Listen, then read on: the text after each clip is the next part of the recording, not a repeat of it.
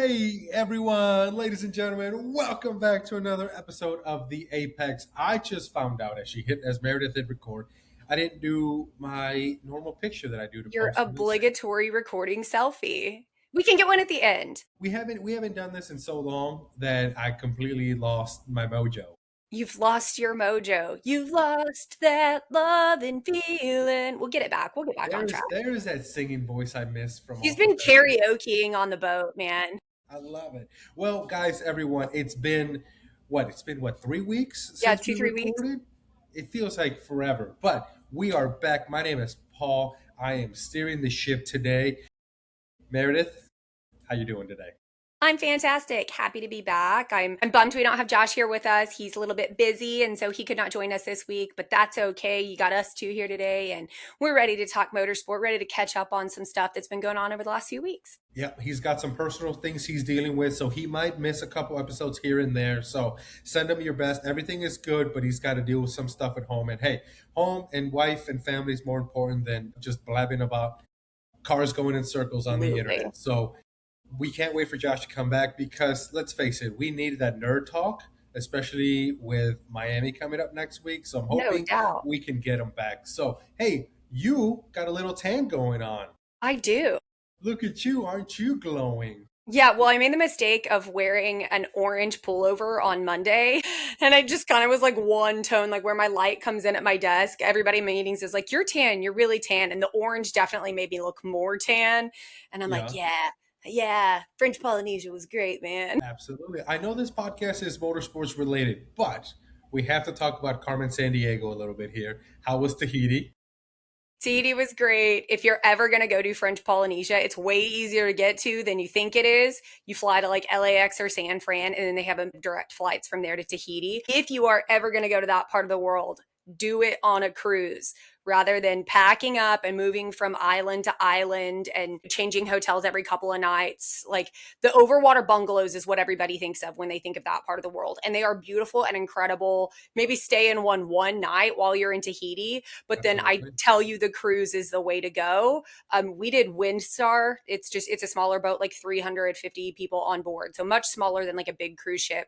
But they plan every detail top to bottom, and then you get to see all the islands. So we did, I think, 5 islands throughout the time that we were on the boat, and it was absolutely amazing. They give you options of excursions every day. If you get like, hey, I don't want to go pay for an excursion, I just want to be here, you can take like the Tinder Inn and go find a beach. You can just like, they opened the back of the cruise ship and they like blew up all this inflatable stuff, and you could just like hang out in the ocean. So we did it all. We maximized the trip. It was awesome. I met an awesome guy on the cruise ship. He was the wife of one of the customers on the trip, and he actually works in the motorsport world. And it was really awesome to have people to talk motorsports with. So he is big into IndyCar and doing some NASCAR stuff too. So it was really fun to find people to nerd out with about motorsport no matter where you are.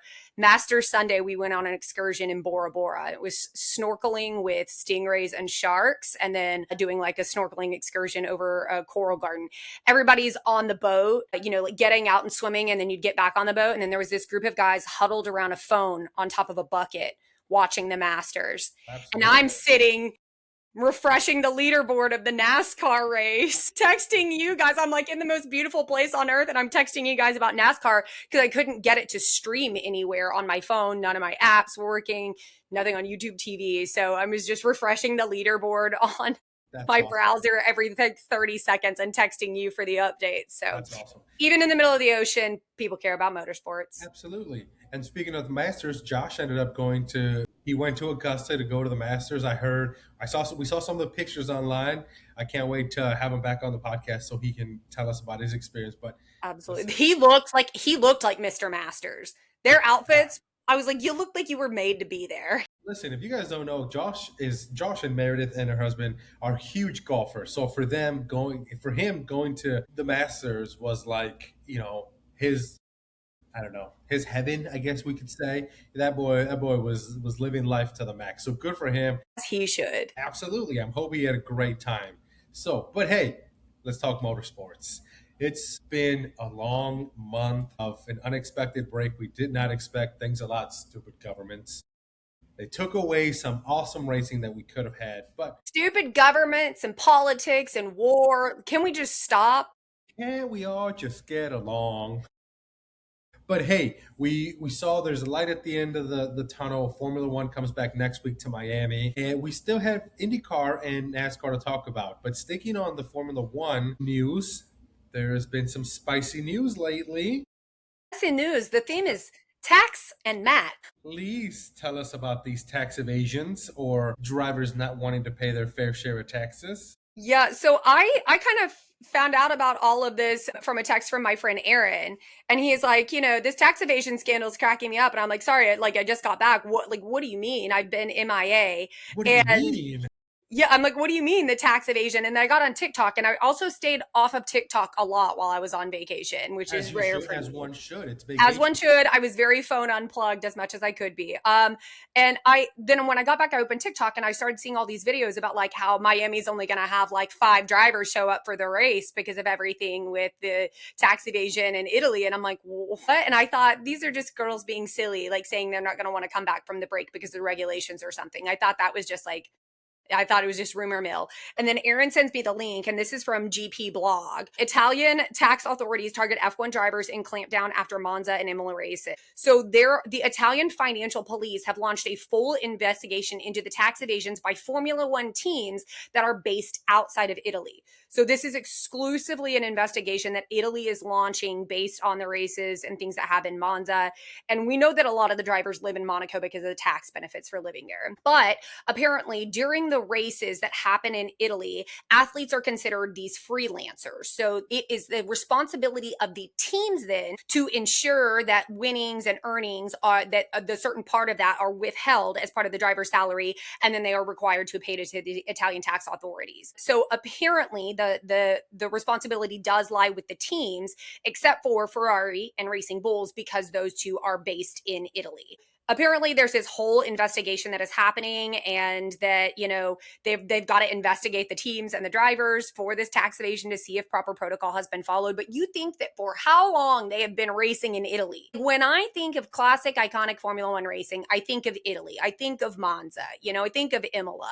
So for me, how do we not have this figured out? Like, how is this not part of our preseason protocol where we ensure ahead of time that all of our appropriate tax withholdings are in place? So I don't know. I think everything will get sorted, but I do firmly believe a little bit in the media of where there's smoke, there's fire. So there has to be a reason that this has alerted the authorities and that they've launched a full investigation. But the one thing that did catch my eye in the article from GP Blog was if teams are found guilty of tax evasion, there could be consequences with a hefty price tag.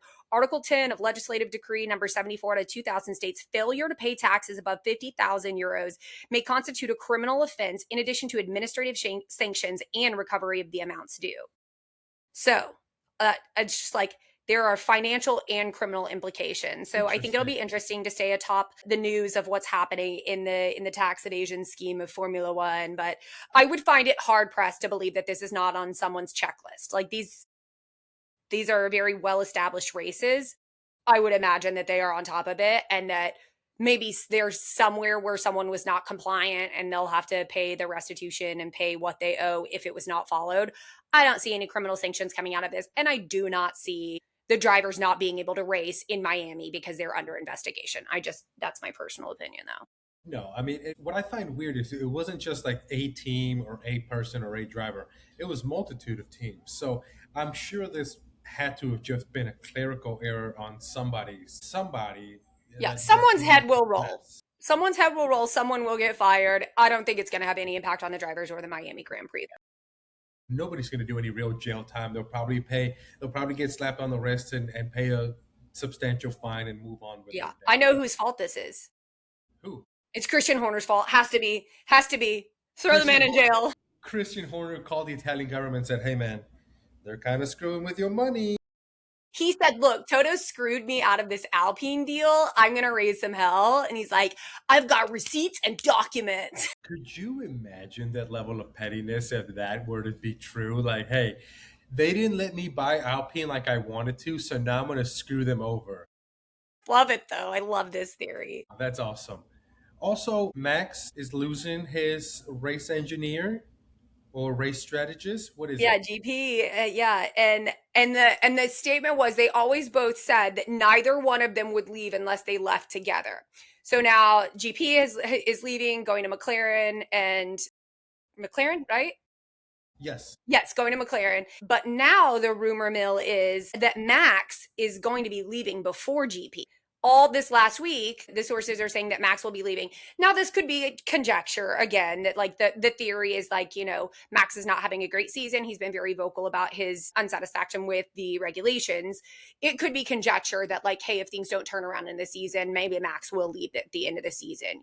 I think it's conjecture. But again, I just love a little media gossip. I love a little motorsport chit chat to come back to from vacation. Well, I know it came out that GP had a private conversation with Max, and Max gave Yeah. him the blessing, like, Yeah. "Hey, go do this, man." And what a great opportunity. I think the thing that I respected most about Max, that I feel like maybe we lost about Max because of the narrative from Drive to Survive, like he got the villain edit. And I think we can all agree on that. But seeing how he has been the last few years, and just especially like since having his own kid, how much family matters to him, how much he talks about family being everything in his interviews, and him talking about, I don't need another world championship. I have my family. They're the thing that matters most. The thing I loved about what he said about his conversation with GP was that if you have an opportunity that is going to better your life, your career, and positively impact what you're able to provide for your family, you'd be an idiot not to take it. So I think his support was just founded in a lot of true love and respect between the two of them, and really wanting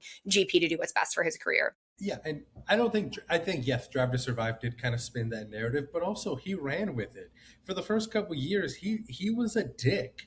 The way he raced, especially against Lewis, he was a dick. Let's call it what it was. And I think we've seen a shift within the last couple years of more of a softer side of Max, more of a human side to him, if we can say that. And it's just nice to see that. I don't want to say, but he kind of did grow up right before our eyes Yeah. on the cameras. He went from this stupid, He was a baby. yeah, to now this, a man who is a father to two kids. So Yeah. good for him. On the cruise, another motorsport connection was that one of my coworkers brought his girlfriend. Her son is super into F1. And, so we were like geeking out. She was texting her son, listen to their podcast and stuff. Well, she's like, hey, do you know who this is? He met this person. And it was Liam Lawson. And unfortunate news for us as Liam Lawson haters, not like real haters, but just not liking his driving style. Apparently, he was amazing and wonderful and awesome. And so I'm like, man, you can't tell me those things, because at the end of the day, I'm such a deep empath. You can't Like, tell me he's a great human you being. can't tell me he's the coolest, chillest dude, which honestly, like, he looks like he would be. And like him and Isaac's content last year for Racing Bulls definitely made me feel like he was ultimately just like this real chill, cool dude. But then, you get him on track and he's just an absolute menace. So unfortunately, I do feel a little bit of a softer side for Liam now. Breaking news: Meredith is soft now. You This, know me, I'm glass is always half full. yeah, this side of the This, podcast. you're the pessimist and I'm the optimist, and then Josh brings us back down to earth. Absolutely, Josh, we need you. But yes, also the what is it? FIA or Formula One came out with a ruling Yeah, on the how they're new going to change things around, and I was going to pull it up and I was going to talk about it more in depth. However, if you're a fan, you've already seen it. You've already seen all the content creators talking about it. plus if Josh is on next week, I would love for us to save that to see it, like, to get his full thoughts on it, because his reaction in the group chat was quite Be quite Absolutely, stern. absolutely. He's very much a nerd when it comes to these Yeah, things, and he understands the analytical side of it more than absolutely. Meredith and I do. But what are your initial thoughts behind it? Because I have some, and I talked about it on my TikTok that I was going to talk about it today. So, Yeah, what do you think? sadly, I don't I don't think that this is going to be enough for the drivers to all feel like confident in the new regulation. I think this is going to take time. I think it's a step in the right direction. And sadly, I will say that the biggest thing that was top of mind for me, and this is something I think Leah and I were talking about last night, is that Ferrari's bringing big upgrades to Miami. Oh, So so they say, yeah.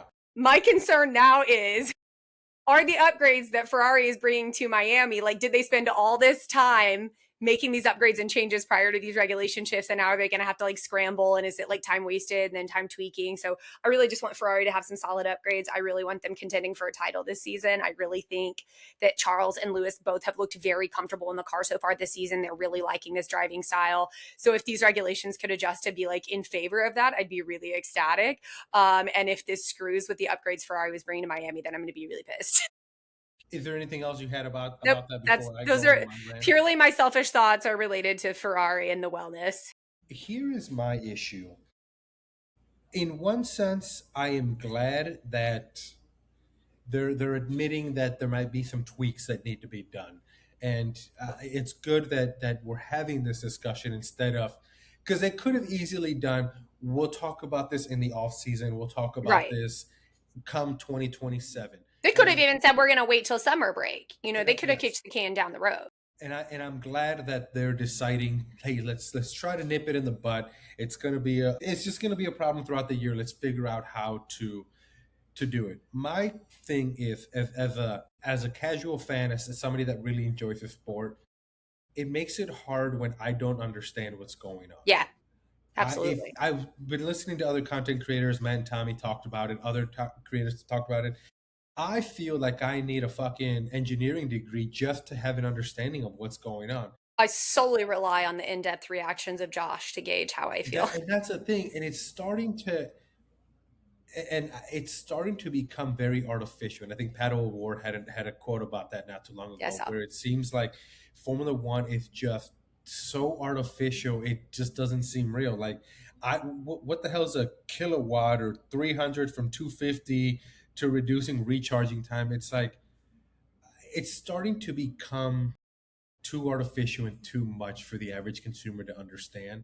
Yeah, this is where I like feel like I need AI. Like I feel like I need AI to just give It me a quick seems like summary of like what were the regulations at the start of 2026? What do these new ones mean? And like what's the difference? Like give me a quick highlight reel, like dumb it down for me. And I'll be honest, I just haven't taken the time to do that. But like that's something I fully plan to do because I'm I with you. It's just like it's so technical that I don't understand I can understand what they're saying. I can't understand the implications of those changes. Does that make sense? yes, it becomes a headache, and I think this can be talked about as a whole throughout all the platforms of motorsports. We're losing the pureness of what the sport is. It should just be a chassis, an engine, a transmission, wheels, and a steering wheel, and go.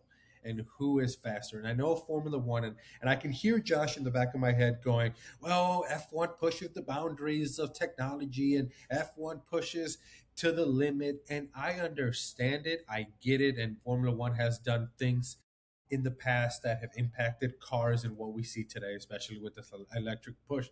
But as a normal consumer of the sport, as somebody that's as dumb as a box of rocks, I don't understand what the hell is going on. Yeah. Even when you Same. hear commentators talking about it, I don't want to hear about energy levels and kilowatts and killer this and watting this and this. I don't get it. How can I consume a sport? How can I consume something when I don't understand what the hell's going on? How can they expect casual fans to do this? It's just, I feel like we're getting too far from what the original game plan of motorsports is, and it's, I'm still gonna keep watching. I still Yeah. love it. I still really enjoy it, but I feel like it's kind of losing its flavor to me a little I bit. feel like maybe for you, it could be a hybrid because I feel like every series of regulation changes since I became a Formula One fan, I've maybe felt that way a little bit. And then I get further into the regulation and then I kind of lose that and I get back to just like being able to enjoy the racing. But I feel like maybe you're at the spot where because you've started watching a lot of IndyCar and NASCAR, and there haven't been like with IndyCar, hasn't been like a massive regulation change, you know. So like you've watched it about 2 years now. So I feel like your love of the other motorsports is growing, and maybe that makes it a little bit easier to make it comparative across the categories. Sure. Especially when you have a podcast about it and talk about it and want to be seen as not necessarily an expert but knowledgeable on it, it makes it a lot harder to just let those things live in separate buckets. And I think the further you get into IndyCar and now NASCAR, which I'm obsessed that you love NASCAR now, I think the further you get into it, you'll get a little bit better at compartmentalizing like is this really me critiquing the sport, or is it just like new regulation changes I have to get used to, and it's just different because I'm really enjoying maybe some of these other motorsports right now? I think it's a little bit of both, honestly. I think it's the new flavor that I have to Yeah, get used to. yeah. And And we're all developing the palate for the new regulations. and don't get me wrong, I'm critical of IndyCar. I think IndyCar's got their issues. We see it on these street courses and road courses. There's no passing. That we're starting to see in IndyCar that the way you qualify is the way you finish, and that's got its issues. It's the tires are too good. Their fuel tanks are too big. Maybe we got to shrink down the fuel tanks or make them. There was a content creator talked about it. Maybe IndyCar needs stage racing like NASCAR has, something to spice it up a little bit. Because we saw it going into Long Beach this weekend. They were talking about how the red wall tires, the soft tires, were the worst one. Hell, they went on for forever. It seemed like they didn't have an end to it. So the tires are the tires too good, or the drivers too good? So IndyCar does have its issues, but it seems with Formula One, it's just like I don't feel like I need an engineering. I shouldn't feel like I need an engineering degree to understand more of the logistics behind it. Right. I think for me, I'm just seeing this season as like the reset and allowing myself to just enjoy the sport a little bit.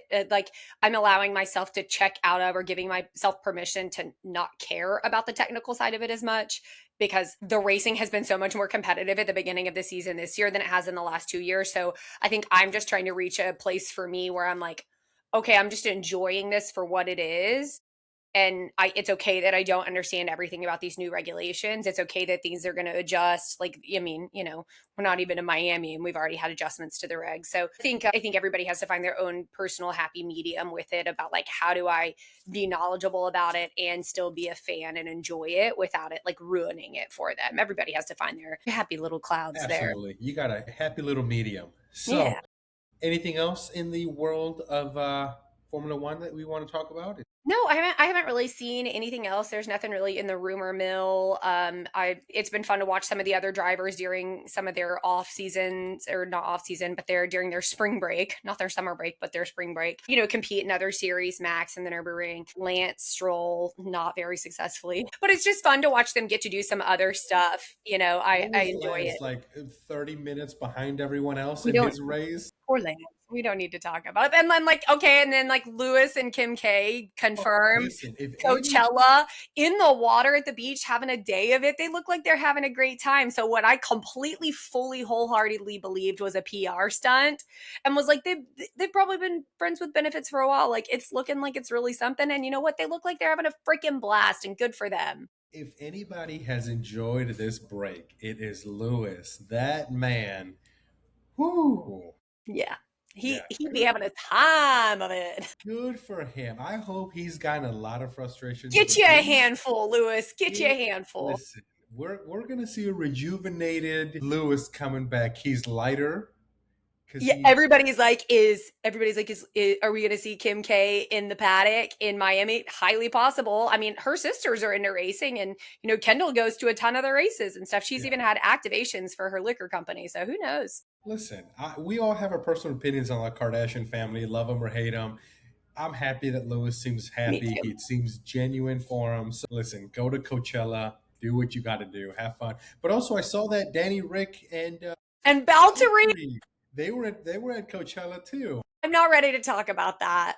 Like, seeing Danny Rick back on social media, he did a post. Like seeing him be at Coachella with Valtteri, like it just makes me super happy to see him living his best life and just really enjoying where he's at. His statements did come out. I think it was like last week or the week before. He released something just about like being grateful that things happened the way they did. Like as awful as it was, he was grateful that they made the decision for him, because he doesn't know if he would have been able to make that same decision himself, and it could have just potentially gotten worse. It made me sad to read that, but it makes me so happy to see how happy he is.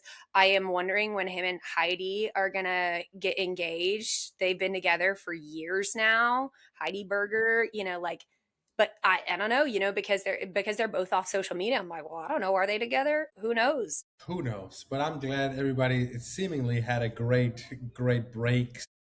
But I think I can speak for motorsports fans as a whole and F1 fans as a whole. We need these cars on track. Miami cannot come soon enough. And I'm having so much FOMO about not being there this year. Gosh, listen, I'm last year having was a lot of fun. They brought the Lego car. yeah, I saw them live, you Yeah. know? Oh, hey, also, uh, Dorian, she Yeah, got she to got to test the she F1 got car. to That's test so the cool. F1 car. I don't know if they ever came out with how she did her time, and ultimately it doesn't really matter. But it's just awesome that now we're having females, testing and Yeah, doing these things in the back of a Formula One I car. love And I it. don't know if it'll ever come to a woman on the grid, but this, steps in the right I direction. firmly believe in the future, absolutely. I think with the continuation and development of F1 Academy, the continual adding of sponsors into that, women in racing being more common and seeing it being such a lucrative sport and opportunity right now, I see that happening in the future. So super happy for her. Yeah, You could tell that some of the content that they were putting out, she was excited to be there. And who wouldn't? You give me an F1 steering wheel, I'm going to be giddy too. So I know. it's super awesome for her. So switching gears a little bit, IndyCar was in Yee, the Long streets Beach. of Long Beach, Because California. not only did we have F1 spring break, we had a 2 week IndyCar break. And I'm like, the timing could not be worse. You guys need to figure it out. Thankfully, I'm starting to get into NASCAR, so NASCAR Yeah. kind of filled in those gaps. But I've decided that Long Beach is one of the races I have to go to. Yeah. It seemed like a lot of fun. It looks Everybody who goes loves it. Like it's one of the most coveted races from a fan experience in IndyCar. I've heard nothing but absolutely, incredible things. yeah, it's just beautiful weather. California is beautiful. Listen, if money was not an option, I would move to California yesterday. That's how Same. I love that state so I much. love California. I love California. Yes. I So would go like San Diego area. That's yes, more my vibe. 100%. Yes, 100. That I've said that to all my friends. San Diego is paradise. Yeah, like if I could just find a pot of gold at the end of the rainbow. If I have a rich uncle that's about to die out there and it's gonna give me a lot of money, please send it. I want to move. I will say I was really excited to see Felix Rosenquist on pole. Like that is just so so cool, and to see him and Pato celebrate together after as former teammates. Like I loved seeing that little reunion. I loved seeing the celebration, and to see him finish second in the race was really cool. Well, I'm and not very just excited. yes, they were teammates, but they finished one. They qualified 1 and 2. Yeah, It was just a fraction like it of a was difference just between that. So it was so cool because just so much respect. nobody thought Felix was the car is not as good as a Chip Ganassi or a Penske or even a No, McLaren. So for Felix to put it on pole was incredible. and to Super stoked for him. drive so solid. Absolutely. I just absolutely incredible, and it's so fun to see Scott Dixon back up in there. You know, Yes, sir. Scott Dixon. sir. Pardon me. Yes, he I'm did talk about he just got knighted Pardon recently. me. I am Can we so sorry, please Sir Scott we Dixon. need to please address him by his full title? So then, should we also start saying Sir Lewis Hamilton? I feel like we already should have. Why have we?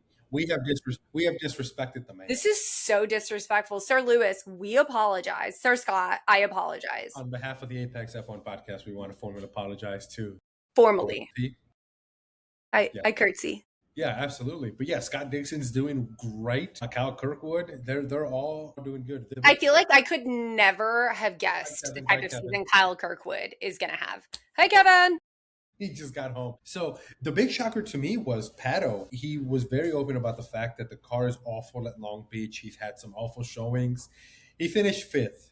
I'm getting kind of tired of seeing him finish fifth, I was but going to say he has loved fifth, sixth this season. he fifth is where he has been. I So get that his number is 5. Pato, I need you to be number 1. Pato, I need you to be buddy.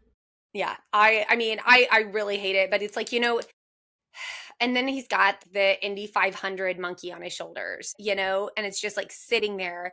And when you've been coming into a season, like I just wonder if it's like mentally draining or if it's like, nah, I got this. I clearly am not a professional driver, but I mean, we talked about it. We talked about the issues with Lando years ago. It's like, are you ever going to get that monkey off your back? And Indy 500 has just been that. Pato has been so close numerous times. but I feel like it's also where he turns his season around. Like Yeah, last season, he had a slow start to the season too, and then he just turned around and then came in hot and then was fighting for a championship. so So who hopefully, knows? Maybe this is the Pato turning point. Maybe he likes a slow burn. hopefully, and I think for Pato as a whole, it's not a matter of if he's going to win an Indy 500. I But think when? it's when. He for sure is going to win one. Much like I think David Malukas is going to win an Indy And 500. Malukas is just his development has just been insane, and it's been Just so fun to watch him this season. just skyrocketing. But Alex Palou is on another level. That On fire. he can anybody stop I him? don't have a bad thing to say about him. That's just impressive and talented and how awesome. I want to so deeply hate him. I know you do, but you can't Just find anything to hate him for. he's so nice that So nice. you're right. That's the frustrating thing is I want to So hate him. nice. I He's so want to. handsome. He's so talented. Leave some for the rest of us, my guy. You can't have it all, man. Leave You some for the can't. mortals. Seriously. Oh, but hey, listen, we can't move on from IndyCar without talking about Nolan Siegel. Finished 12th. I think he qualified like last and went from last to The Mover of the Day award was well deserved. yeah.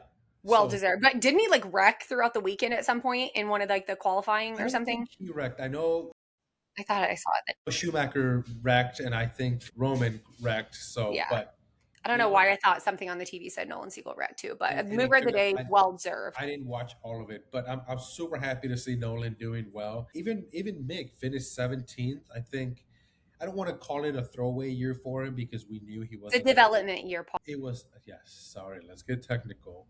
Development Development year. year. He seems very happy. He seems like he's really coming to himself, and this is the part of IndyCar that I love because we are ramping up for the Indy 500. I cannot wait. We got 2 weeks to wait to the race at what do they call that? It's the racing at the Indy 500, the Indy track, just a different layout. I don't Yeah, know what. it's their road course. Why do you got to say like I'm dumb?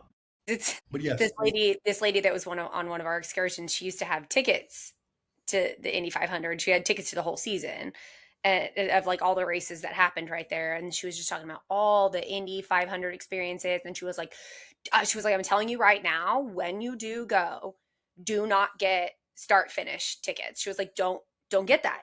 You can't see anything else. She said, get tickets at turn 3. Or she said, right at the top, higher up on turn 3. She said, that's the sweet spot. So I was like, oh, you're a gift from the angels. Thank you. Because if I do throw down and go eventually, no. I It's want not if. It's when we throw when down. We go. when I go to the Indy 500. Yeah, I was like, oh, thank you. Yes, my brother. Well, we didn't go, but when we went to Nashville last year, it's an oval race too, and I thought I was cool buying tickets like right at the start finish. Like maybe we were what a row or two behind the start finish, and I thought that was so cool. But when you think about it, you want to sit more higher up, Yeah, you more want to sit towards the higher up. turn, Yeah, we learned that lesson in so Austria for the you can F1 race see too. everything. So we talked about it. It's like we when we go back to an oval, we're gonna move it a little bit. Yeah. We want to see the whole thing. So yeah, it's not a matter of if; it's when we go to the Indy 500. Yes. Yes. That's right. It has to be. We have to go. We can't have a motorsports podcast and not go Facts. to the Indy 500. Agreed. Let's just start saving our pennies up. I am putting a dime into that thing right now. I'm like, we can't save our pennies. They don't make the pennies anymore. So we'll just save our other coins. It'll be worth more anyway. We'll move up to a dime. Yeah, there we go. All right, switching gears. NASCAR was in Kansas on Sunday. Whew. What lens do you want to view this one in? Because if you are on the Denny Hamlin camp, it's awful. That after celebration where Michael Jordan went up to him and is like so pumped, and Denny's like, Yeah, well, it's awesome too because Denny's got a podcast and he talked about it, and he's like, I haven't listened to this week's yet. he talked about he talked about the celebration, and he said I don't fault Michael Jordan for what he did because I spent all week talking shit to him that I Yeah. was going to do really well, and you should have seen all the shit I spoke to Michael Jordan that I was going to win, and Yeah. hey, it is what it is, but I don't know what it is with Denny. Every time we think he's gonna come away with it and win because he's had such a dominant day, It those just last doesn't. those last handful of laps, man. I don't know if What he needs is to. it? I don't know if he needs to cleanse himself with sage. Someone has a voodoo doll. Yes, Someone ordered an Etsy witch, or someone has a voodoo doll for Denny Hamlin's finishing of important we races. need to get this guy some holy water, some sage. We need to cleanse the man and get rid of it because he was slotted to win. He was slotted to And take then it he did it. away, and then he did it. Congrats. If he's not going to win it, don't you think he'd rather it be one of his drivers winning it? Absolutely. Like, what a consolation prize. You didn't win, but one of the drivers of the team you're a partial owner in won. Talk about your bittersweet moment. The team that you co-owned wins, and you were this close to winning. So I was listen, dying when you're like, take that, Kyle Larson. fuck you, Larson. I feel like America collectively yelled that in that laugh. Listen. And Also, it's not anything against Kyle Larson.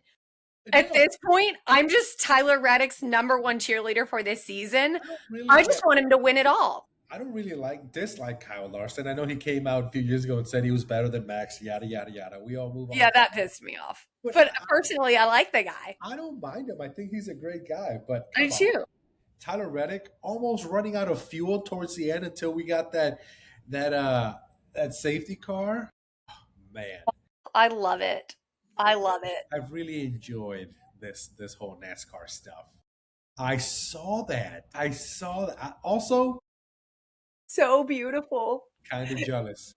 It's so beautiful. I love it so much. I want to tell you that if it ever goes missing, it's in my apartment because I stole it from you. I opened Facebook Marketplace literally as we were driving home from the airport. And I'm like, oh, we're back, baby. And I saw it and I messaged the lady and she was like, she had it listed for $30. I messaged her, I was like, 20 $20. Kim, Because I had looked on eBay and I'm like, they go for way more on eBay. So I was like, 20 $20. And she was like, oh, someone's got to hang a 25. little bit. She was like, 25. I'm like, done, sold. I'll pick it up tomorrow. Yeah. So, hey, I like that blanket. It's dope. It is a pretty nice blanket. So, NASCAR. Talladega's this weekend, and I freaking love Talladega. So I am You, pumped.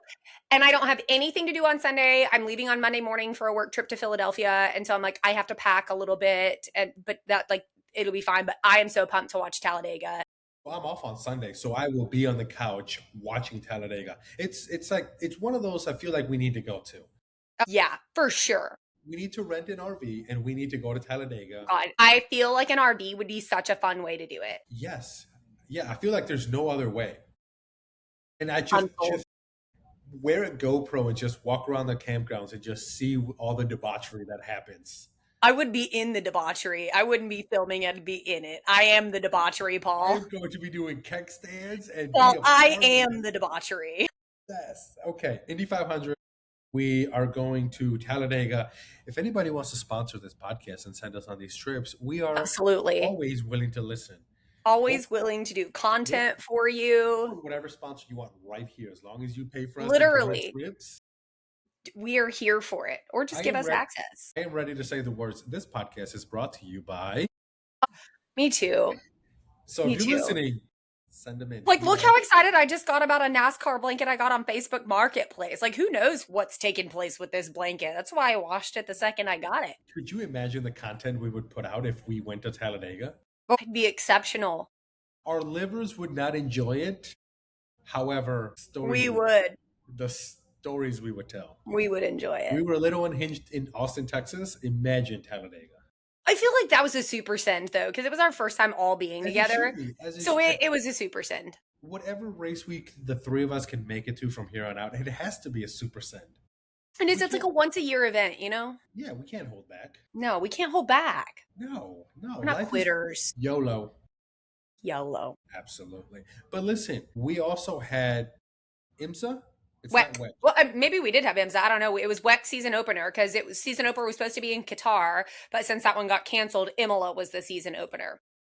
I thought Meyershank Racing won. Did they win? Who won? I No. don't really listen. I don't really watch No, that. Toyota Gazoo Racing. The Toyota Gosh. Gazoo Racing number 8. We need Josh. Our podcast is getting off the hinges No, because we need Toyota won. So Ferrari had the pole. They stayed up in the fight, though. They came in second. Toyota Racing, the number 8 car, came in first. The number 7 car came in third. I was excited to watch some of it because it was Logan Sargent's debut for WEC. He is trying to commit to a full WEC season. I think, if I remember correctly, I think he is in the contention for the Ford 2027 hypercar seat. which Okay. would be great. Ford's an American company, Logan Sargent, an American driver. Him in the Ford hypercar could be a really good match. So it'll be interesting to see how this. He was in the LMGT3 category at LMGT3, LMP3. I can't remember. There's so many freaking letters and numbers in WEC. And He's that's in what I that mid find it so class. He's confusing. in right below hypercar. But he did really good in his stint. There were some really close battles on track. He was going for it. He was being aggressive but safe. There were a couple chances for him to overtake that he missed because it was just tight where he was. But I think what's interesting about the race at Imola for WEC is that like fuel is the strategy in Imola for WEC. There were like a couple of different times where cars like didn't, and then they like ran out of gas and stuff like that. It was just an interesting, different watch than like some of the other tracks that I'm used to, and I enjoyed it. I will be fully honest. You know me, I ain't watching the whole race, But but it was the recap. I watched the extended recap, and it was awesome. there was, yeah, Couple crashes, couple safety cars, couple retires. Meyer Shank Racing won at Long Beach this weekend for IMSA. IMSA, cool. So there was IMSA. Yeah, because I it was before the race at the IndyCar race. I knew I wasn't Very crazy. cool. I didn't know that was a double header weekend. That's cool with IMSA and IndyCar on the same track. I didn't know they were doing that. That's awesome. Yeah, I yeah, was yeah. just I was just psyched about WEC being back. I was just geeking. Absolutely. But K Mag did good. K Mag did good at WEC. So our former F1ers are representing strong in WEC. We're proud of them. I really do love that F1 drivers have really come to their own in other series. Yeah, Their career might have not worked out as well as it would have in F1, but they're really making a name for themselves elsewhere, agreed. which is awesome. You always got to be a little more well-rounded in your stuff. Agreed. Yep. But I mean, we've got Talladega this weekend, no IndyCar this weekend, no F1 this weekend. So, Talladega is it for us. That's it. That's all we've got to look forward to this weekend. But if there's ever one weekend where NASCAR is the only thing on, I feel like Talladega is the perfect weekend in the calendar to be the only racing on for the weekend. Uh-huh. I don't know. I don't even know when the next MotoGP race is. That's what I'm trying to get more into this season. Yeah, I'm not. Yeah, I was trying to go look at our favorites photo to see if there's anything else on this weekend. no, I don't know. April. I'm like, I don't even know what day it is anymore. Oh, well, we are gonna have to look. NHRA drag. MotoGP in Spain. So we do have MotoGP in Spain. Mhm. Yay. My mom is like diehard NHRA drag racing. She loves drag racing. And so she sent me that she either wants to go to the drag races in Pomona, I don't know how you say it, Pomona, California, or in Vegas. And I was like, that's fine. Just tell me which ones you want to go to. We'll be there. She's like, with as much as you love the other motorsports, like, how are you not into drag racing? I'm like, it's not that I'm not into drag racing. It's that I only have so much mind space.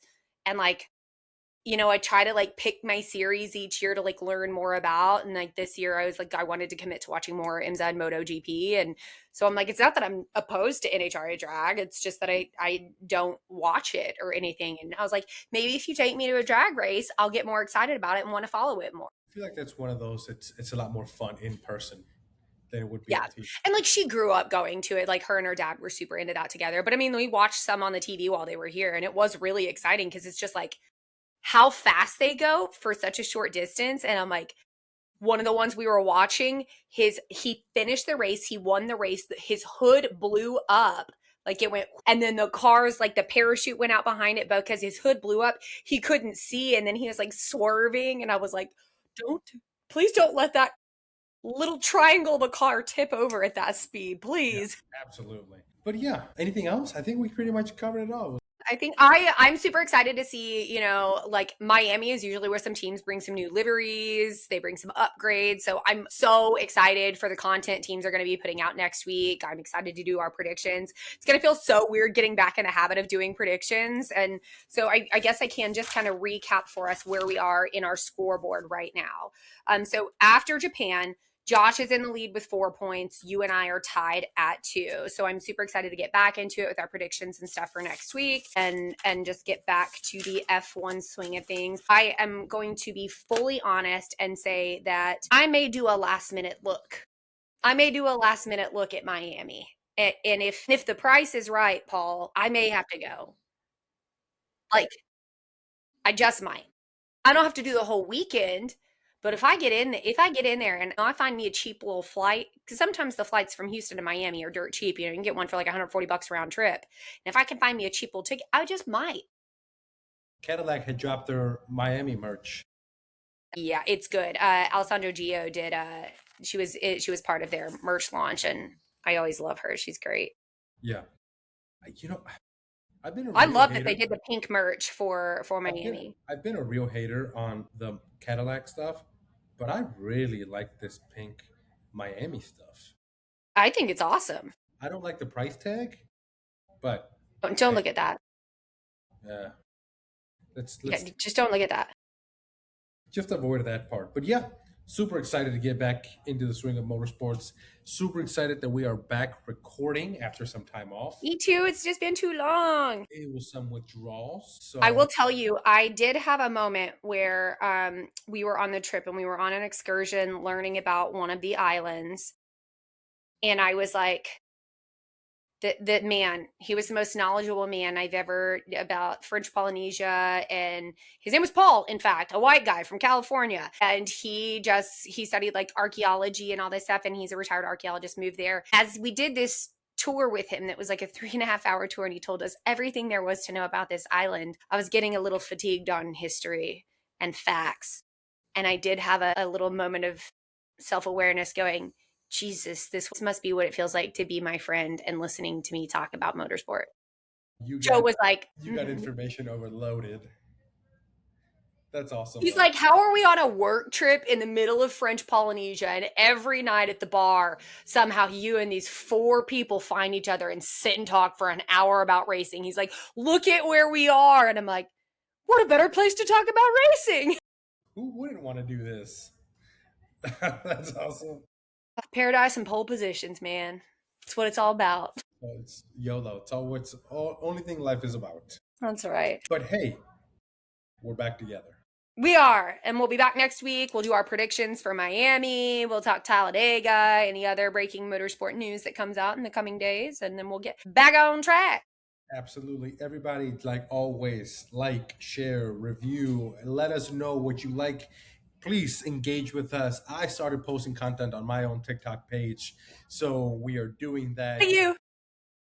It's been a little weird, growing pains, growing pains. But listen, I'm excited. Just really got to really get out there and push myself to do it. I've been wanting to do it, and it's just been tough to just pull that trigger. But Monday, I decided we got to do it. So Just got to do it. Proud of we're you. doing it. So follow me, follow my content, and it's going to be a lot of fun. I'm super excited. And with that, everybody, hope you have a great rest of your week. We'll be back next week to talk everything Miami, getting you excited for that, talking everything Talladega, and any other tidbits of information that we can come up along the way. Take care, Hi, guys. everybody.